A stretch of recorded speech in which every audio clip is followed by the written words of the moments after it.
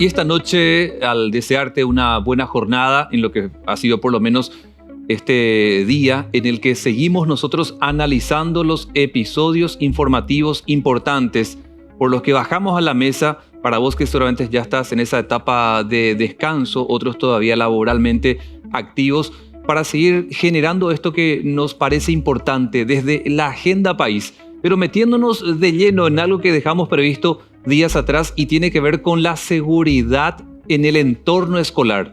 La seguridad para los estudiantes, para las alumnas, para los docentes y que todos desde la armonía puedan generar conocimiento, aprendizaje y un desarrollo a través de la educación. Habrás de recordar que hace unos días lamentamos muchísimo que una docente y directora en el departamento de Guairá fuera asesinada en su propia aula por parte de un estudiante de 16 años que en este momento está en un proceso judicial. A partir de ahí se fueron desatando una serie de reuniones, así también movilizaciones, buscando que todas las partes puedan salir satisfechas en la búsqueda de encontrar un punto de equilibrio y común para que se pueda satisfacer ese tipo de necesidades en cuanto a la seguridad, pero al mismo tiempo recibiendo educación. Para hablar del tema, esta noche hemos invitado a un docente universitario, integrante del Ministerio de Educación y Ciencias, licenciado que tiene muchos posgrados por fuera incluso de Paraguay, como lo es el profesor Hugo Tintel, que es el director general de Bienestar Estudiantil del MEC. Buenas noches, ¿cómo estás, licenciado? Y en algún momento también docente en alguna de las cátedras donde me ha tocado compartir aula con él justamente. ¿Qué tal, profe? Muy buenas noches. ¿Cómo estás, Diego? Gusto acompañarte hoy al programa. Antes que nada, volver a reencontrarnos en otros espacios, trasladar aquellas discusiones que ya habíamos hablado en cátedra y, bueno, del Ministerio de Educación y Ciencia hoy hablar sobre lo que nos toca, educar para gestionar los riesgos. Profe, permitime llamarte directamente Hugo para que sea una charla más amena, una charla más directa. Hugo, yo sé que por ahí algunas preguntas que te voy a hacer la tienen de forma directa quien está más arriba tuyo. Y es una estructura como lo es el Ministerio en cooperación con otras instituciones. Pero ¿cómo vos sentiste lo que escuchaste de todo este tiempo doloroso, casi luctuoso, después del asesinato de una directora, de una colega de ustedes, trabajadora, en su hora de trabajo, en su lugar de trabajo? ¿Cómo vos sentís que ese asesinato, y más de manos de un estudiante de 16 años, que haya impactado en el servicio educativo? ¿Qué te dicen los docentes? Bueno, antes que nada, como docentes, vos sabrás que nos toca cuando en cualquier otro ámbito un colega o una colega, en este caso, pierde la vida. De hecho, en ese sentido la reflexión es ¿por qué? ¿Por qué ahora? En lo particular, en lo personal. Sí. Pero si miramos un poco la conversa, como digo yo, desde el punto de vista de lo que venimos arrastrando, de lo que venimos manifestando, creo yo que el MEC ha sido muy claro en la pospandemia de que todos los elementos estaban centrados en el filtro y en el feedback o en el ir y venir de información que lo estaba haciendo el Ministerio de Educación y Ciencias. Por un lado, como colega, como docente, y también desde el punto de vista histórico como país, es el primer hecho que nos toca asumir como cartera y como Paraguay. Con esas características. Con lo ocurrido, ¿verdad? O sea, no quiero estigmatizar el escenario de cómo se dieron las circunstancias, pero el hecho que fue de público conocimiento ha impactado desde el punto de vista psicosocial a todo el sistema. Y no solamente el sistema educativo, sino a todos los paraguayos, por un lado. Por otro lado, el MEC ha venido trabajando con otras instituciones del sistema educativo y también lo ha venido trabajando con la relación interinstitucional. Es sabido, lo hemos vivido. Fueron 2 años duros en donde el Ministerio de Educación y Ciencia y todo el sistema educativo ha sostenido la educación y ha recopilado información valiosísima de cómo estaban las familias siendo afectadas por la pandemia, y en esta pospandemia esos signos y síntomas se han trasladado al aula y donde el propio sistema educativo ha dado esas señales y como había dicho en otras entrevistas, ha levantado el listón y ese listón un poco más para arriba diciendo esto no pasa por solamente atenderlo desde la sociedad o desde la familia o la institución educativa. Somos todos responsables de lo que está ocurriendo. Hugo, muchas veces, incluso acá en América, y habrás notado en otros canales, hemos compartido lo que se vivía en Brasil, en Estados Unidos, en Canadá, y parecían realidades lejanas a Paraguay de que un estudiante termine matando a su docente o a un compañero, el bullying, parecía siempre lejano. Ahora explotó la bomba en Paraguay. Y quiero preguntarte, si bien por ahí no es de tu departamento, pero ¿tenés algún dato, alguna estadística de lo que es la violencia en entorno educativo para, tomando ese parámetro, mejorar el servicio? Bueno, aquí tenemos que partir de que el análisis en retrospectiva, si bien una característica regional, es algo que nos escapa a este mundo que está cada vez más conectado en forma instantánea. La tecnología, por un lado, facilita ciertos procesos. Yo soy partidario que la tecnología nos conecta, nos ayuda y desde el punto de vista comunicacional incluso a anticiparnos, ¿verdad? Por todo lo que manejamos. Pero una tecnología y manejo de información que es TIC o una educación ubicua no acompañada puede llegar a albergar cierto nivel de información que como catalizador el joven, el estudiante no acompañado, entender e interpretar toda esa información puede resultar como no propicio si no existe un acompañamiento pedagógico. Y considerando justamente a la familia como un punto de reconocimiento de en qué están los chicos y en esa comunicación que debe existir, y cuando es casi nulo el fluir de información y el conversar en la familia, pasa el primer filtro de la familia a la institución educativa y ahí es donde nosotros encontramos que los chicos están viendo esta manifestación regional, como tú lo dijiste, Brasil, Argentina, el norte, ¿verdad? Por sobre todo, y otros países en donde directamente chicos universitarios en la parte de todo lo que es la región occidente, incluso quitándose la vida. Entonces, el mundo globalizado nos pone la información sobre la mesa. Ajá. Cómo nosotros como cultura paraguaya lo asumimos, siempre ha pasado por un proceso en donde la familia lo ha discutido, hablado. Pero de un tiempo a esta parte, la estadística, principalmente de lo que es el Ministerio de la Defensa Pública, la Secretaría de la Niñez y la Adolescencia, el Ministerio de Salud, Vigilancia Sanitaria, todo lo que tiene que ver con las enfermedades no transmisibles, aquellos que están vinculados justamente a factores que inciden sobre lo psicológico y lo biomédico de nuestros chicos, han puesto sobre la mesa de que se ha acrecentado la falta de conversación, vínculo, familia, institución educativa, y tenemos más de 500 casos registrados según Defensa Pública. 500 casos. 500 casos. ¿En qué tiempo? En los 2 últimos años. Estamos hablando de casos vinculados a bullying, ciberbullying, Sí. acoso psicológico o aquello vinculado a lo físico, Sí. denuncias. Recordar que el Ministerio de Educación y Ciencias tiene un protocolo actualizado, trabajado en una mesa, y no solamente decir que la Dirección de Bienestar Estudiantil, hoy la cartera, a través del señor ministro, ha tomado los recaudos, trabajando con todos los equipos, no solamente a nivel institucional, sino a nivel interinstitucional para advertir.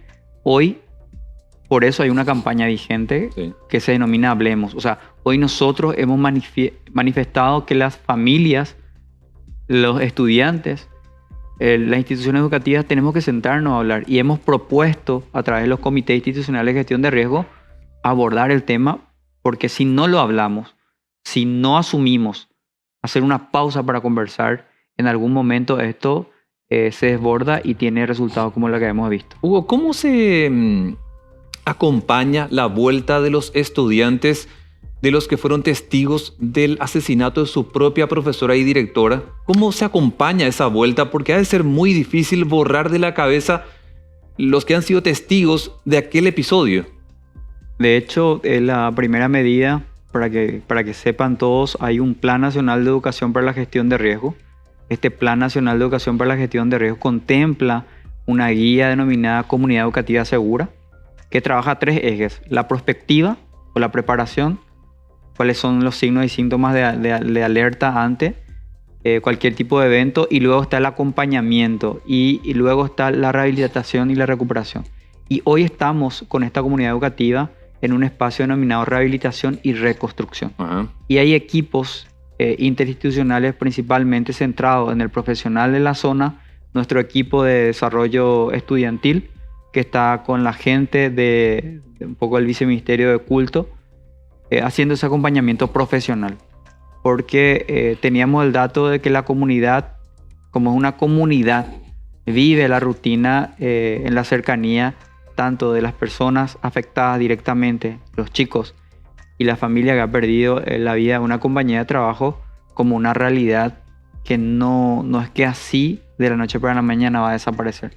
Entonces en esta fase es un acompañamiento de conversar sobre lo ocurrido, y en una segunda fase es rehabilitar los espacios para que los chicos puedan seguir con su proceso académico. Me quiero salir un poco de ese episodio, Hugo, para mirar a nivel país, porque te planteaba lo que había sucedido en aquel colegio, en aquella escuela, de aquel determinado departamento. Pero a nivel país, a raíz de ese episodio doloroso, se hablaba mucho de la contratación de psicólogos. De aquel día a la fecha, ¿qué expectativa se tiene de lo que pudo haber prometido Hacienda?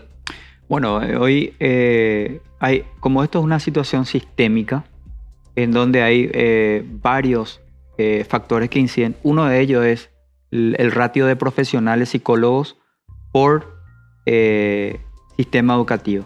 Y hoy hablamos de que mínimamente para poder atender la demanda a nivel nacional necesitamos 1.500 profesionales. ¿Más o eso en total? 1.500 profesionales en proyección para poder hacer un poco de este acompañamiento y contención. ¿Y cuánto tenemos? Y hoy estamos teniendo en promedio, según los datos que ha compartido el Ministerio de Educación como Ministerio de Educación, 150 más los 100 que pretendemos incorporar.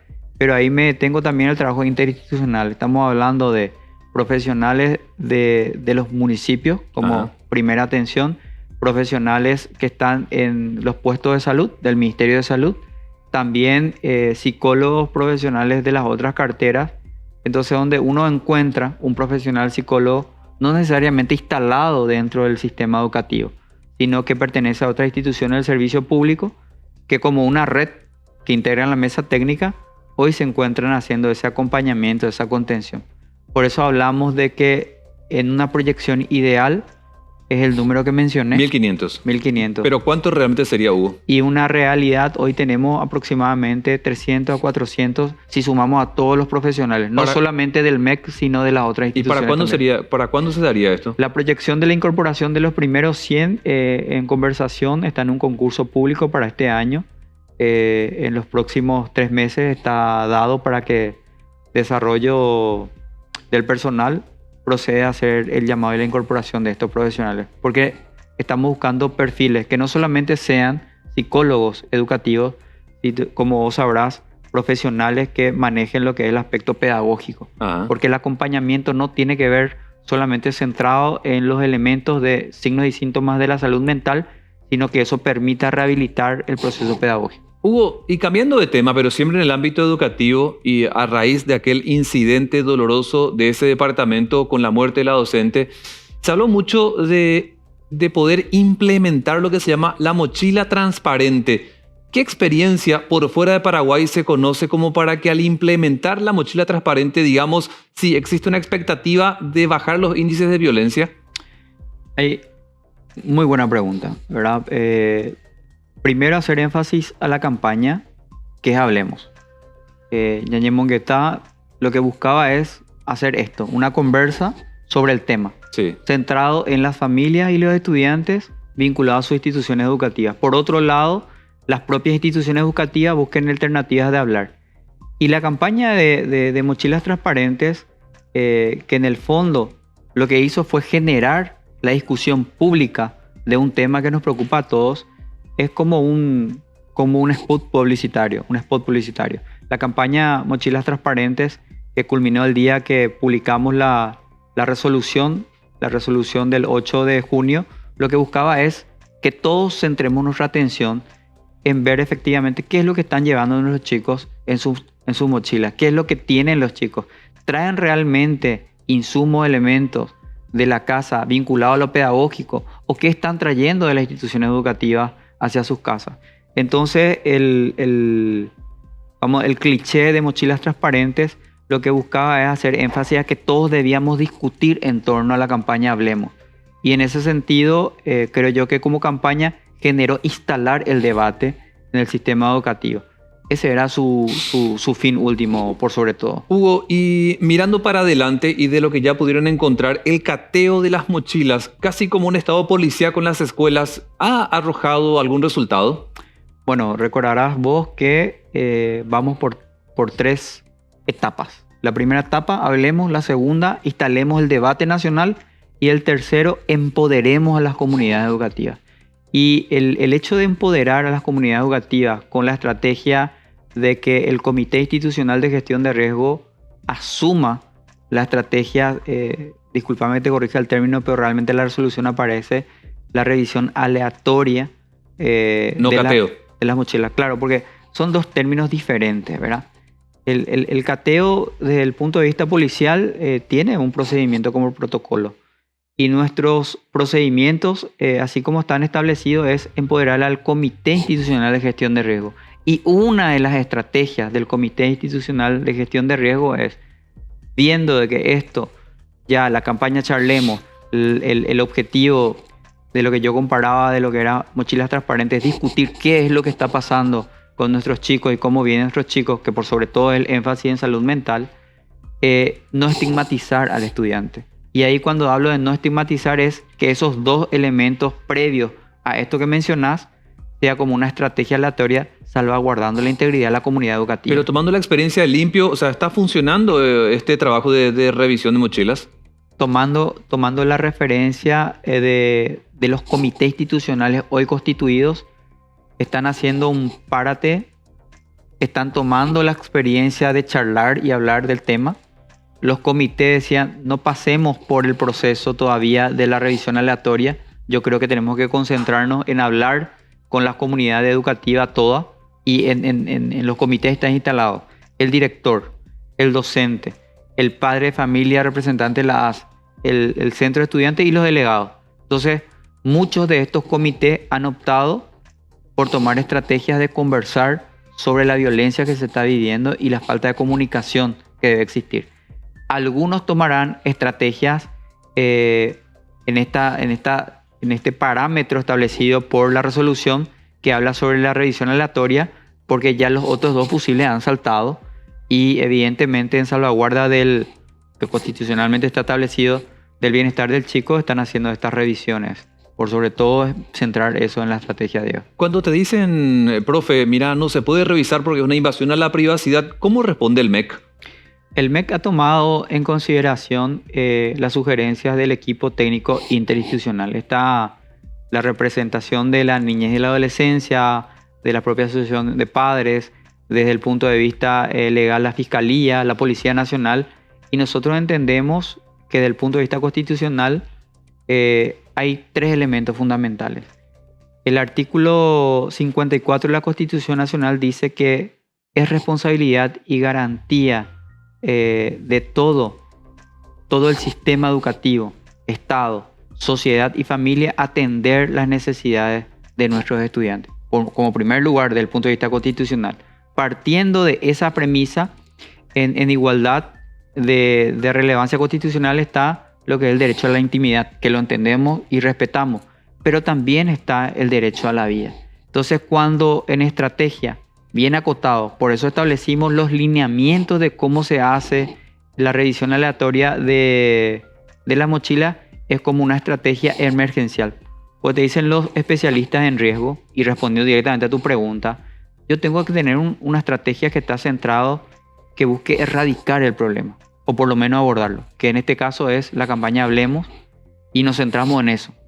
Pero cuando emergencialmente yo tengo indicadores en donde las amenazas son de todo tipo, antrópicas, fuertes, portación de arma blanca, portación de arma de fuego, amenaza a docentes, amenaza a pares, bullying, daño físico, tengo que tener como un botón de pánico como estrategia que cualquiera pueda aplicar. Es decir, te hago una comparativa. Todos tenemos la señalética, las recomendaciones que hablan sobre qué hacer en caso de un incendio. Sí. Pero en el caso de que no tengas de otra y se presentara el evento de un incendio, está la alarma que uno tiene que aplicar. Y eso es lo que nosotros estamos dando transitoriamente en evaluación por 2 semanas. Supeditado al reporte que vamos a tener, puede haber funcionado que la campaña Charlemos es la más fuerte y que la estrategia emergencial de la revisión aleatoria no es una estrategia que toma una opción porque está por lo otro, que es hablar sobre la situación que vivimos de violencia. Hugo, me quedan 30 segundos para ir a la pausa y querría pedirte este último lapso, dirigirte a los padres, a las madres, a veces que están separados o están unidos, pero buscando la formación y la educación de los niños. ¿Qué te gustaría transmitirle por parte del MEC a todos los papás o tutores o encargados de los chicos que van a las escuelas y colegios? Básicamente que creo yo que como paraguayos hay algo que llevamos muy dentro nuestro, que es el famoso conversar o hablar en las reuniones familiares. Y como decimos algunos, el tereyere. Necesitamos hacer más tereyere en familia para abordar la problemática de fondo, que es la violencia que se está trasladando de diferentes ámbitos hacia las familias y de las familias e instituciones educativas. Recuperemos ese espacio.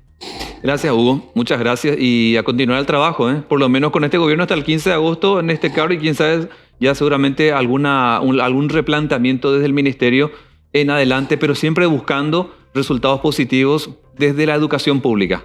Por sobre todo educar para gestionar los riesgos y salvar vidas, que es el objetivo. Gracias Hugo, por el espacio. Al contrario, Hugo Tintel, director de Bienestar Estudiantil del Ministerio de Educación y Ciencias, abordando varios temas ligados a lo que se daba en un determinado departamento con la muerte, el asesinato de una directora y cómo afectó a aquella comunidad educativa y lo que ya pedían los docentes como sistema de seguridad en espacios educativos. Hacemos una breve pausa, pero a la vuelta vamos a estar con una analista en tributación, una especialista en tributación, porque es una semana clave a la hora de definir lo que se llama el reajuste del salario mínimo vigente. Algunos piden 35%, el Banco Central habla de un poquito más del 5%. Así que de ambos porcentajes, a la vuelta a la pausa, con Luz López, la doctora, vamos a debatir este tema. Quédate con nosotros.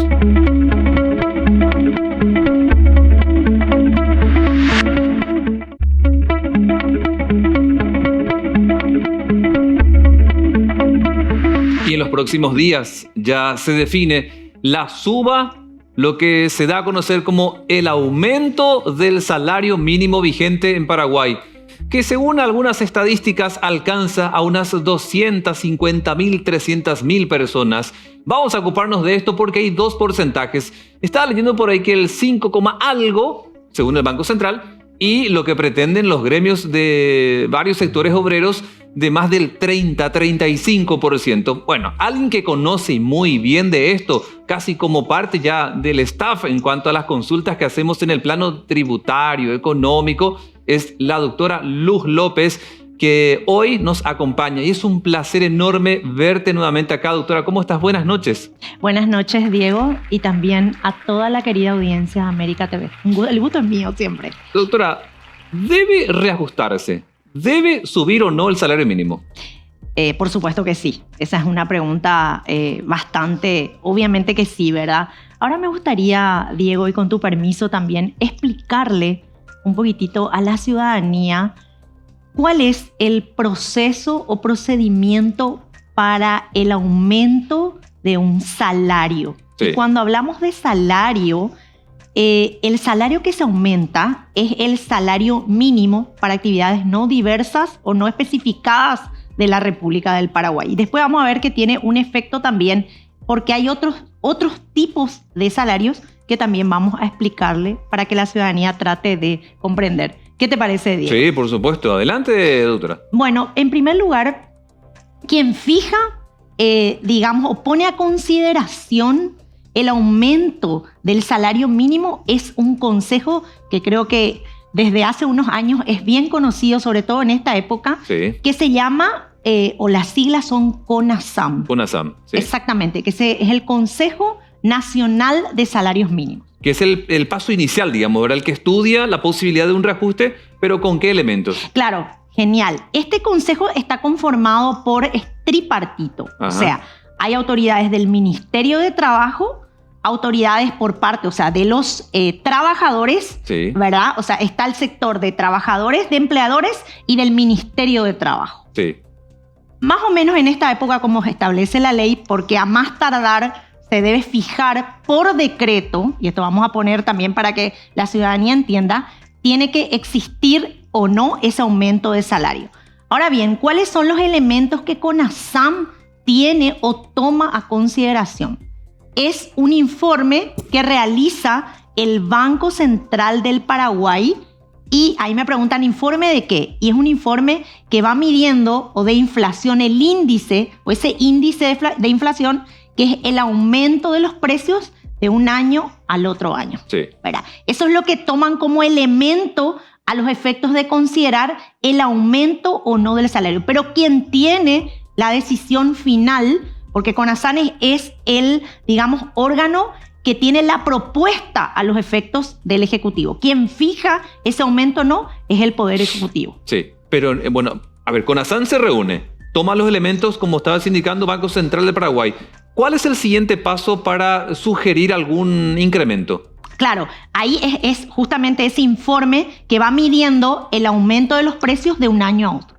Recordemos que inflación es ese aumento de los precios o la pérdida del poder adquisitivo. Para que la ciudadanía entienda, hoy te fuiste y compraste en el supermercado, no sé, una cantidad determinada de productos y al otro mes no podés comprar esa misma cantidad con el mismo dinero, sino compras menos dinero, o sea, menos productos, perdón. Sí. O sea, el dinero va perdiendo su poder adquisitivo. A eso se refiere. Entonces, se toma en consideración ese índice, ¿verdad?, que es el aumento de los precios, y en base a eso, o sea, elabora un informe y CONASAM recibe ese informe y establece esa propuesta al Ejecutivo. Sí, al Ejecutivo, pero a través del Ministerio de Trabajo. Claro. ¿Y cuándo ese reajuste tiene que concretarse? O sea, ¿cuándo el empleado que está cobrando salario mínimo va a sentir que se dio el reajuste? Claro, a más tardar eso tiene que darse al 30 de junio. No nos olvidemos que históricamente el 1 de julio ya se van reajustando. O sea, ese decreto tiene que ser a más tardar para el 30 de junio. Sí, pero empieza a cobrar recién a finales de julio. Con ese cambio, ¿verdad? Claro, exactamente, porque el decreto estaría vigente a partir del 1 de julio. Y de lo que pudiste leer, Luz, en tu condición de abogada, especialista en tributación, a tu criterio, por cómo se mueve nuestra economía, ¿corresponde un reajuste del 5,1% como plantea el BCP o incluso llegar al 35% como piden los gremios de obreros? Bueno, esa es una pregunta bastante delicada por ahí de responder. Pero obviamente desde mi punto de vista, porque si te vas, estuve viendo las últimas estadísticas que están publicadas en varios medios de prensa. Tomemos como ejemplo, ¿qué es lo que se analiza por parte de SEDECO? SEDECO es la Secretaría de Defensa al Consumidor, que va midiendo semana a semana el aumento de los precios de los productos de la canasta básica o familiar, que son aproximadamente, te cuento, Diego, 60 productos que se van monitoreando. Sí. Esta última semana, señora, el ciudadano que nos está escuchando, hubo un aumento de 35 productos esta última semana. Sí. Estuve mirando las estadísticas de la última semana, por ejemplo, el pollo, por así decirlo, un producto determinado que es de consumo masivo. Sí. El pollo. ¿Quién no consume pollo, verdad? Yo consumo. Yo también, por supuesto. Consumo masivo tuvo un aumento del 30% en la última semana. Sí. Ciertos productos de panificados entre el 30 al 35%. O sea, haciendo un resumen básico, es decir, vos decís, el Banco Central, o sea, el índice o el informe estableció aproximadamente entre 5,1 a 5,4% es lo que supuestamente se va a aumentar. Pero sin embargo, con estos dos productos que te cité, en la última semana tenemos un aumento promedio del 30 al 35%. O sea, vos sí acompañarías, si fueses la que tiene que decidir el reajuste del salario mínimo, sí acompañarías un 30 a 35%, no 5%. O sea, de ser superior al 5%, tiene que ser superior. De hecho, es un valor muy escueto para lo que vos vivís en la realidad. Y mirás los números, ni siquiera hace falta. Mirás los números y decís, no, pero la carne aumentó 30 a 35. O sea, estamos hablando, el pollo. Estamos hablando de ciertos panificados que tuvieron, incluso otros productos tuvieron un incremento mayor. Cuando hablo, por ejemplo, de un producto que se consume muchísimo, que es la mandioca. Ahora, pero Luz, si se diera entre el 25 al 30%, hablan de que el salario mínimo podría llegar a 3.500.000 guaraníes, que mirando nuestro contexto creo que no se daría. Pero si se diera, Luz, ¿no sería descabellado ese reajuste? Claro, o sea, si vamos a mirar los números, las estadísticas en aumento del precio, no es descabellado, ¿verdad? Ahora, lo que pasa es que ese aumento en la práctica, y vamos a cómo establece la ley, que les recuerdo, le comento a la ciudadanía, es una ley de hace unos años, o sea, relativamente nueva, que va diciendo que vos año a año tenés que mirar cuál es ese índice. Entonces, como CONASAM, y por supuesto, seguidamente, el Poder Ejecutivo mira esos elementos, los toma como suficiente y normalmente se rige por lo que establecen ese informe, tanto el Banco Central como la propuesta de CONASAM. O sea que en la práctica tiene que ser mayor. Mira, Luz, discúlpame, a la par que vos me estás explicando, la teleaudiencia está enviando mensaje para vos. Y quiero trasladarte a algunas consultas que están llegando. Por supuesto. Según el cálculo que están haciendo los televidentes a esta hora de la noche, aseguran que llegaría el salario, si se diera como aparentemente sería del 5,1%, subiría 130.000 guaraníes. ¿Es correcto eso? Así mismo. O sea, sí. Desde el 1 de julio subiría 130.000 guaraníes si es que se adapta a lo que sugiere el BCP, pero subiría a 3.500.000 guaraníes si es que es al 25 o 30%. Es enorme la diferencia, porque acá veo en el cálculo que si es 5% por lo de 130.000 guaraníes,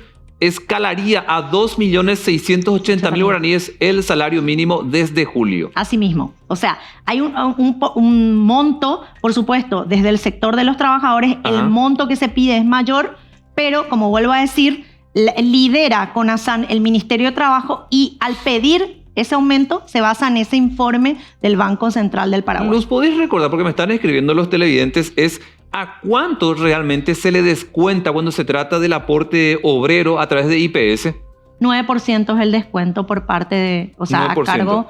a cargo justamente del trabajador. Porque no nos olvidemos que las personas que están en relación de dependencia, que es lo que hablamos justamente, los que perciben salario, al estar en IPS se descuenta una parte que absorbe el trabajador por un lado y por la otra el empleador, la parte patronal. Bueno, y acá estoy leyendo justamente que en caso que se diera este incremento desde julio, más el descuento del 9%, quedaría para el empleado que tiene de salario mínimo, lo que citábamos anteriormente, quedaría realmente 2.438.000 guaraníes ya con el descuento. Así mismo. Porque ¿a cuánto pasaría con el aumento? A 2.680.000. Ahora, con el descuento, ya con ese aumento, sería 2.438.000 guaraníes. Puede ser un poco confuso, pero vale decir, hay un aumento, pero no podemos olvidar que hay un descuento por parte de IPS. Claro, lo que pasa es que una cosa es lo que vos tenés, o sea, el monto que es nominativo, por así decirlo, y el otro monto es lo que realmente percibís, porque al pagarte, obviamente, te tienen que descontar la patronal esa parte que está a cargo del trabajador, que es ese porcentaje que acabamos de citar. Mira, muy enfadada, entiendo, una televidente de nombre Sandra, dice, ¿por qué todo sube cuando se reajusta el salario mínimo?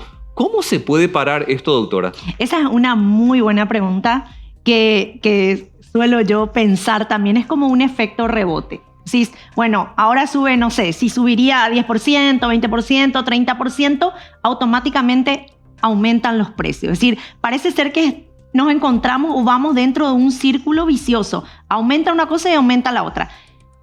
Sin ahondar mucho en un análisis muy profundo, creo y entiendo que una de las políticas, obviamente tienen que ser políticas gubernamentales o fiscales, o sea, lideradas por el Estado, ¿qué podría ser? Por ejemplo, ciertos productos de la canasta familiar que mantengan un precio, ya que hay muchos productos que obviamente la gente ya adquirió, los empresarios ya adquirieron, están en importación o producción nacional, ya dentro de un stock, que puedan mantenerse en un cierto precio, por lo menos de la canasta familiar, por un cierto tiempo. Eso puede ser una, que se me ocurre, como una de las políticas que podrían liderarse a través de mesa mesas interinstitucionales. Doctora, pero sacame la duda porque me quiero enganchar, me quiero colar de la pregunta de esta televidente. Sí.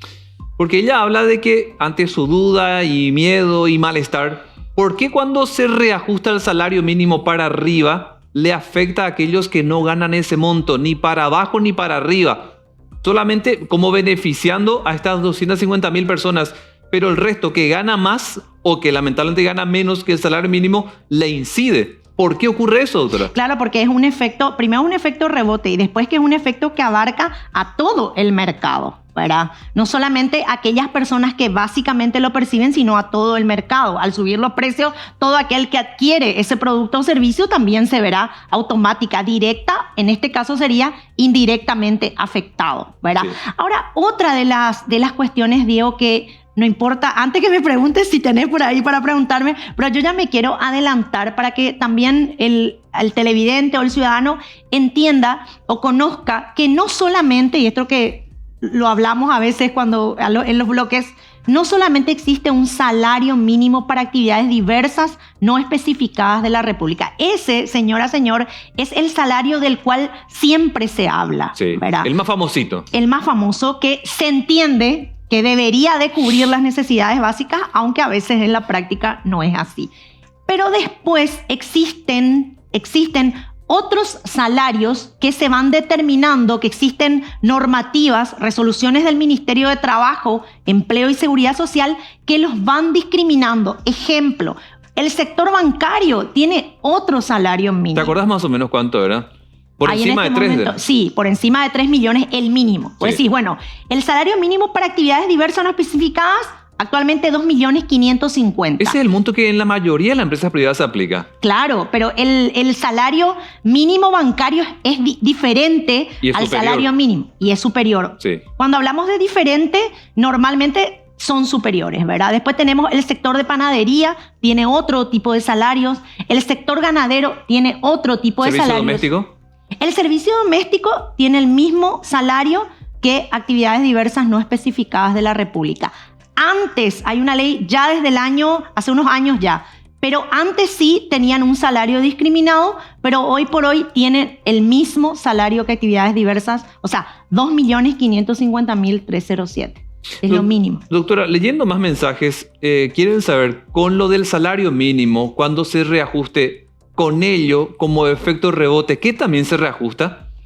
Y normalmente se vuelve a reajustar el combustible, se vuelve a reajustar la mayoría de los productos de la canasta básica familiar. Por eso digo que si estamos hablando del salario mínimo, que es aquel que se entiende conceptualmente que debe cubrir esas necesidades básicas, se deben necesariamente, y esto es una cuestión ya incluso de urgencia, establecer mesas o que se trabajen con ciertos sectores interinstitucionales, es decir, está Ministerio de Trabajo, el sector de comercio, las cámaras de supermercados, que se trabaje y que se pueda establecer un sistema también de control y que esos precios no ocurra ese efecto rebote. Ajá. Es decir, yo puedo mantener estos precios por qué tiempo, por cierto tiempo, y que a su vez dentro de las mismas políticas fiscales esté establecido un control para ciertos precios. Sí, porque me estaban preguntando también acerca de las multas. Quieren saber por qué cuando se da un reajuste del salario mínimo también suben las multas. Sí, esa es una muy buena pregunta. Y no solamente las multas, todos aquellos que se fija con jornales. Por ejemplo, si alguna tasa, las tasas judiciales, por ejemplo, que se fijan en jornales y que no están fijadas en porcentajes, que todo lo que porque automáticamente al aumentar el salario, ese jornal resulta de la división del salario mínimo. Entonces, al aumentar, automáticamente aumenta la multa que están fijadas en jornales, aumentan las tasas que están fijadas en jornales, las sentencias judiciales que están fijadas en jornales, por ejemplo, en alimentos. Entonces, un aumento directo. Sí, inmediatamente sube el salario mínimo y sube todo lo que sería multas, pero también decías tasas judiciales. Claro, las tasas, por ejemplo, las tasas de INAPI que se basan, por ejemplo, de marcas que vos tenés por jornales, que te dice un jornal, 2 jornales, o una sentencia, que eso se usa mucho en alimentos, la niñez, que vos decís, bueno, está fijada en tantos salarios y al aumentar el salario automáticamente, o el jornal automáticamente aumenta. Luz, ¿podrías explicar por qué, si bien por ahí más bien desde el análisis, más que para justificar, por qué cuando sube el salario mínimo no suben los demás salarios? Ponele, la persona que gana hoy día 3 millones de guaraníes, la persona que gana hoy 4 millones de guaraníes, la persona que gana 5 millones de guaraníes, ¿por qué para ellos no hay un incremento y sí lo hay para el que gana salario mínimo? Bueno, esa es una pregunta porque no existe una obligación propiamente legal, pero vuelvo a repetirte, si es por el concepto de práctica o lo que debería de ganar como, y lo acabamos de hablar, cuando aumentan los precios, aumentan directo o indirectamente a todos en el mercado de economía, eso también, si vos me hablas de una cuestión práctica o una cuestión de decir, bueno, aumentó el salario, entonces debería de también aumentar para esa persona. Pero el aumento se basa siempre en el salario mínimo para actividades diversas. Ahora, una muy buena pregunta porque voy a aclarar también que en los casos que tengan un salario discriminado y que estén dentro del rubro de esas resoluciones establecidas por el Ministerio de Trabajo, que recuerdo algunas, por ejemplo, el sector, vuelvo a decir, el sector bancario, el sector del servicio doméstico, toda la parte esta de carpintería, zapatería, que tienen ya un salario discriminado,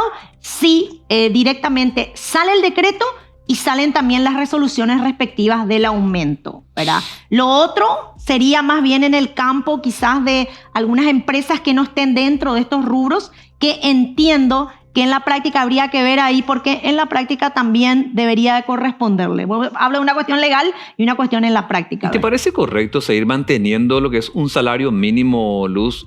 ¿O por ahí no podríamos pensar que en un libre mercado, de por sí el mercado se va autorregulando? Y bueno, es una pregunta muy para analizar, ¿verdad? Vos decís desde la base que no tiene que existir un salario mínimo. Lo que pasa es que es una cuestión más bien conceptual y más bien una cuestión mundial. En todas partes del mundo hay una base, solamente que tu pregunta más bien yo la llevaría a decir, esta base es en la que siempre nos tenemos que fijar o no, más bien por ese lado, ¿verdad? No que haya o no.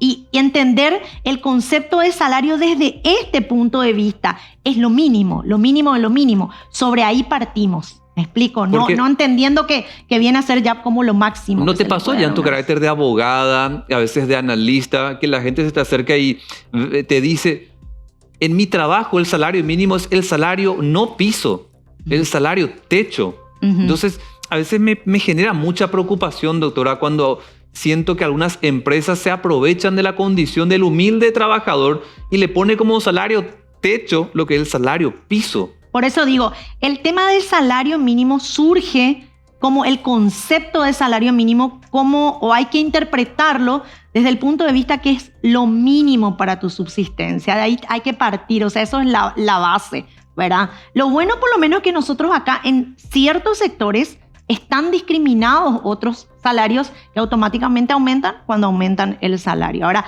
¿qué hacemos con los demás sectores? Debería trabajarse quizás en esa parte. Mira, me está escribiendo otra persona, doctora, y quiere saber para cuando llegue diciembre y se tenga que sacar la calculadora, ¿esa calculadora para el aguinaldo se va a hacer con ese incremento o con el anterior? ¿Cómo se hace la distribución del aguinaldo? Bueno, el aguinaldo es la suma, es el concepto, ¿verdad?, de lo que establece el Código Laboral vigente, que ya es del año 93, pero se establece el mismo concepto, es la suma de todo lo que percibe el trabajador durante, si es que no se le despide de alguna forma o no se rompe el vínculo laboral, es todo lo que percibe durante un año dividido 12, ahí entra todo. Es decir, del 1 de enero al 30 de junio sería 2.550.307, suponiendo que gane esto, ¿verdad? Sí. Bueno, y lo vas a sumar con ese monto y a partir de julio a diciembre ya sería con el incremento, sea del 5 o sea del más, ya considerando ese incremento. No nos olvidemos que el aguinaldo también engloba otros rubros, es decir, todo lo que percibe el trabajador. O sea, sí o sí, este reajuste que entra de lleno desde el 1 de julio, sí se debe computar, sí se debe calcular en el aguinaldo de diciembre. Por supuesto que sí, pero también un error que, no sé si es un error, pero es una consulta que nos suelen hacer y que yo creo que lo podemos mencionar ahora, Diego, es si yo percibo ya en el salario, por ejemplo, suponiendo que la mecánica de la empresa sea pagar del 1 al 5, suponiendo, Sí. y que este incremento se da, tiene vigencia recién desde el 1 de julio, Sí. tendría ya que percibir el trabajador el aumento, ese 5, suponiendo de julio. La respuesta es negativa. Sería desde el próximo mes, ¿verdad? ¿Me explico? Claro. Sería, el aumento sí estaría vigente, pero la percepción, como se hace por mes cerrado, sería desde el próximo mes. Si lo haces, hay empresas que quizás lo quieren hacer a prorrata, podría ser, pero es decir, dividiendo si es que no pagan a fin de mes, pero lo normal es que el otro mes recién sea efectivo. Luz, este reajuste que se viene desde el 1 de julio es solamente para aquellos trabajadores cuyo salario mínimo ya establecido es hasta el 30 de junio. ¿Es para aquellas personas que trabajan únicamente en la función privada o también alcanza al sector público? No, esa es una pregunta que me suelen hacer también. Es del sector privado, pero no obstante, también existen disposiciones del sector público que establecen que las personas no pueden ganar menos de eso. Entonces se trabaja en eso, se analiza nuevamente para ver si se da también esa posibilidad que de hecho en la práctica se va a decir, aumenta también porque no pueden ganar menos que eso. Claro, porque estaba esa duda de decir, ¿qué pasa con lo que ya se presupuestó en la función pública para este año? Porque el Congreso Nacional, a través a pedido del ministro de Hacienda, con el lobby de algunos ministros, ya se hace un análisis y proyección de cuánto se va a gastar por año dentro de lo que es el presupuesto general de gasto de la nación.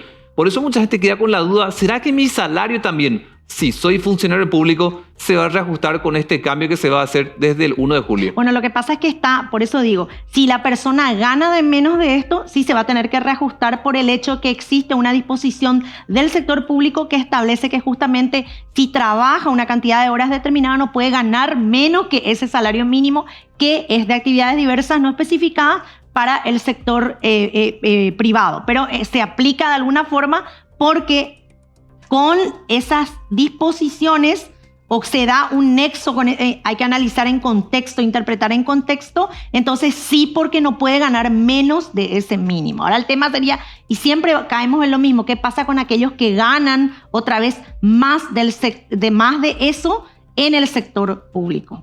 ¿Verdad? Luz, Sí, tiene que estar previsto presupuestariamente para que se pueda dar. Luz, desde el 15 de agosto vamos a tener un nuevo presidente.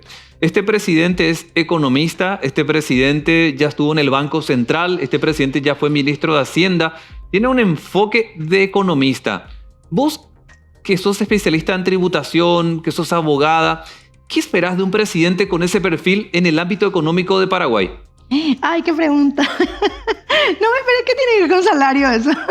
No me esperaba esta pregunta. Y bueno, yo realmente deseo, lo que más deseo es que, voy a hacer quizás en mi respuesta un poco obvia, es que los servicios esenciales, básicos que se tienen que dar en el ciudadano, Diego, que los veo tan carentes y tan necesitados.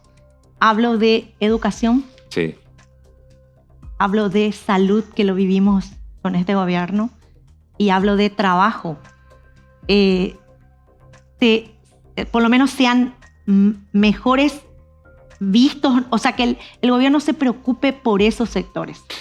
¿Sabes por qué te apuntaba al tema perfil, Luz? Por el hecho de que tenemos a un presidente con esas características que se viene desde el 15 de agosto y se habla mucho de lo que se va a potenciar en cuanto a obras públicas, construcciones, y por ahí mucha gente tiene la esperanza de que su salario mejore. No solamente quedarse con el salario mínimo, sino ir mirando siempre para arriba. Pero por ahí, viendo esto de ajustar los cinturones, no sea forzar o buscar un aumento de salario, sino generar más inversiones en el ambiente económico de Paraguay. Claro, porque si vamos por el propio proceso del salario, lo vemos y lo manifestamos, ya lo dijimos, hay un proceso, entonces en ese campo habría que modificar el aspecto legal, es decir, la ley. Pero si hablamos justamente de esto, y es lo que digo, nos preocupemos un poquitito, o sea, que el gobierno se preocupe o un poco más, o se preocupe o se ocupe de lo que es salud, educación y sobre todo trabajo. Si vos me hablas de obras, me hablas de inversiones, me hablas de generar, obviamente eso produce un efecto directo que es la generación de empleo, ¿verdad? Las inversiones, no importa qué tipo de capital, sea un capital extranjero, sea un capital nacional, el generar obras automáticamente genera empleo y eso será siempre bien visto. Necesitamos eso, necesitamos que se atiendan esos sectores que son básicos, que todo aquello que el Estado percibe, Diego, en concepto y que a todos, porque todos pagamos impuestos desde aquella persona que tiene más recursos como la que menos tiene, porque cuando cualquier persona se va al supermercado, se compra un vehículo, vende una casa, pagás los tributos respectivos, que ese dinero que realmente conceptualmente debe implementarse en servicios esenciales, así se haga. Y yo creo que con eso será de gran ayuda para la ciudadanía. Y voy mucho por el tema de salario, hoy salario mínimo que se va a confirmar en los próximos días y otros salarios por encima del salario mínimo, porque eso después redunda en lo que es consumo. Y más esto para combatir el contrabando, esto más para lograr el formalismo que tanto se está buscando, formalizar la economía, que la gente utilice su factura, que la gente no vaya por un atajo en lo económico porque va a encontrar ventaja, sino que de verdad, teniendo mejores ingresos, se pueda fomentar esto de tener recursos, pilares en la economía. Por eso un poco apuntada a nuestra charla hoy, Luz, de lo que se viene. Por un lado tenés un presidente con ese perfil económico, por el otro un Congreso Nacional que va a tener una especie de hegemonía del Partido Colorado, pero encontrando un poco esto de apuntar a qué planes en lo económico se vienen en adelante para que la gente tenga la sensación de que tiene recursos en su bolsillo. Y vuelvo a decir, yo creo que el gobierno, mira, puede trabajar en miles de cosas, pero no se puede olvidar de aquellos servicios básicos que necesita cualquier ciudadano, que desde mi punto de vista, y esto no es algo nuevo ni que yo invento, es conocido por todos, salud, educación y sobre todo el trabajo sea bienvenido. Si en esos pilares nos centramos, se centra el gobierno, por supuesto, a partir de las inversiones, a partir de créditos, a partir de apoyo en capacitaciones para generar esos puestos de empleo, siempre será bienvenido y estoy segura en un 100% que eso va a tener un efecto directo en el bolsillo y en cualquier ciudadano de forma positiva. ¿Cómo han impactado, si no con un porcentaje de percepción por lo menos, Luz, cuando se da un incremento del salario mínimo en lo que es ahorros, a veces en cooperativas, ese incremento en ahorros en los bancos y ese aumento del salario en poder conseguir un crédito, a veces para una casa, a veces para un fin particular? Cuando se da un incremento de salario, redunda en beneficio no solamente de un sector, sino como sociedad. ¿Vos sentís que los bancos, por ejemplo, dan más oxígeno a la sociedad o no repercute por ese lado? No, yo creo que tienen políticas diferentes. Son sectores con políticas diferentes. Bueno, sería bueno trabajar en eso, como mismo dijimos, ya que se avecina un nuevo gobierno con esta perspectiva, o sea que nuestro nuevo presidente tiene este perfil y esta perspectiva, sería bueno trabajar en esas políticas, es decir, que vayan de la mano, es decir, necesito esto para esto y sobre todo que se trabaje tanto que es bueno siempre tener, si es que se puede, un colchón de ahorro y trabajar en algo tan que necesita mucha gente y que se ve mucho en los jóvenes, esa falta de acceso que por ahí tenés a la obtención de tu primera vivienda o de tu primer crédito. Entonces trabajar, porque son diferentes políticas, pero sería bueno unir y que de alguna forma esto pueda tener un efecto positivo en ese sentido. Y te decía esto, Luz, porque mucha gente en verdad cuando tiene un salario formal, cuando está aportando IPS, aporta su jubilación, quiere como cualquier ser humano una casa, un techo digno,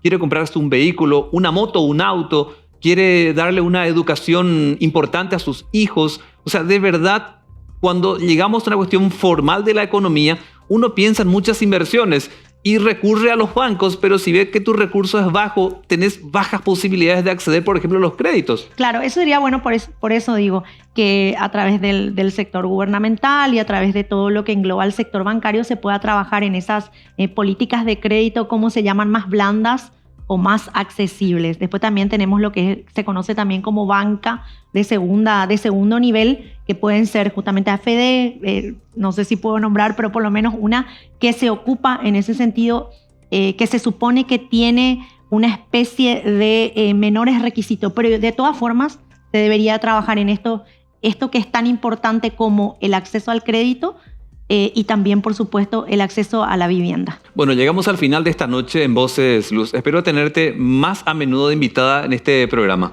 Cuando quieran. Un saludo también a todos y, por supuesto, a la ciudadanía. Y me encanta compartir con ustedes y debatir estos temas. No, al contrario. Bueno, más que nada, hoy hablando con Luz López, abogada, especialista en tributación, por lo que se viene. Es casi un hecho, ¿verdad? Lo del reajuste del salario mínimo. Sí. Ojalá que sea mayor a ese porcentaje. Es un gran anhelo y entiendo que va a ser en beneficio de la ciudadanía. Gracias, Luz. A ustedes. Y a ustedes también por acompañarnos, siguiéndonos todos los martes y los jueves en horas de la noche en lo que llamamos la Franja Nocturna de América y A24. No te olvides de buscarnos también en nuestras redes sociales. Estamos en TikTok, estamos en Instagram, en Facebook, en Twitter, así que búscanos en todas nuestras redes sociales. Deseo que tengas una buena noche. Nos reencontramos el jueves.